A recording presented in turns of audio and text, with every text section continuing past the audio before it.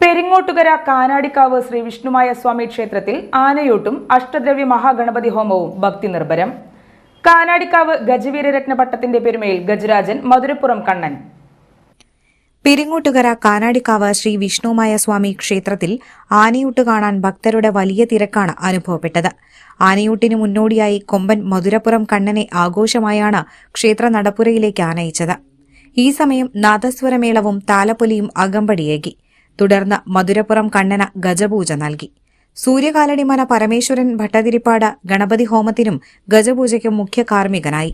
ഗജപൂജയ്ക്ക് ശേഷം ഗജവീരരത്ന പട്ടം സ്വീകരിക്കാൻ ഗോപുരവാതിൽ കടന്നെത്തിയ ഗജരാജൻ തുമ്പിക്കൈ ഉയർത്തി നിന്നത് ആനപ്രേമികൾക്കും ഭക്തർക്കും മനം നിറയ്ക്കുന്ന കാഴ്ചയായി. തുടർന്ന് നടന്ന ചടങ്ങിൽ കാനാടിക്കാവ് മഠാധിപതി ബ്രഹ്മശ്രീ ഡോക്ടർ വിഷ്ണു ഭാരതീയ സ്വാമി മധുരപ്പുറം കണ്ണന് കാനാടിക്കാവിന്റെ ഗജവീരരത്ന പട്ടം നൽകി ആദരിച്ചു.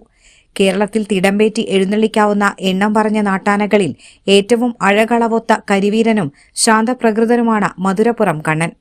ആദരച്ചടങ്ങിനു ശേഷം ഔഷധക്കൂട്ടുകളടങ്ങിയ ചോറുരുള നൽകിയതോടെ ആനയൂട്ടിന് തുടക്കമായി. കുളിച്ച് കുറിതൊട്ട കരിവീരന്മാർ വിഷ്ണുമായ സന്നിധിയിൽ നിന്നുള്ള ബന്ദിപ്പൂമാല മാത്രമണിഞ്ഞ് ആനയൂട്ടിനായി അണിനിരന്നത് കർക്കിടക പുലരിയെ വിസ്മയിപ്പിക്കുന്നതായി. ആനയൂട്ട് നൽകാൻ ഭക്തരുടെ വലിയ തിരക്കാണ് അനുഭവപ്പെട്ടത്.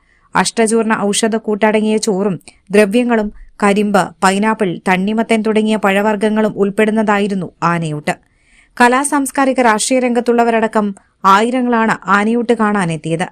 തിരുവാണിക്കാവ് രാജഗോപാലൻ, മധുരപ്പുറം കണ്ണൻ, പൂതൃക്കോവിൽ പാർത്ഥസാരഥി, ശ്രീലക്ഷ്മി സാവിത്രി, പെരുന്ന ശ്രീവള്ളി തുടങ്ങി 20ഓളം ആനകൾ ആനയൂട്ടിൽ പങ്കെടുത്തു.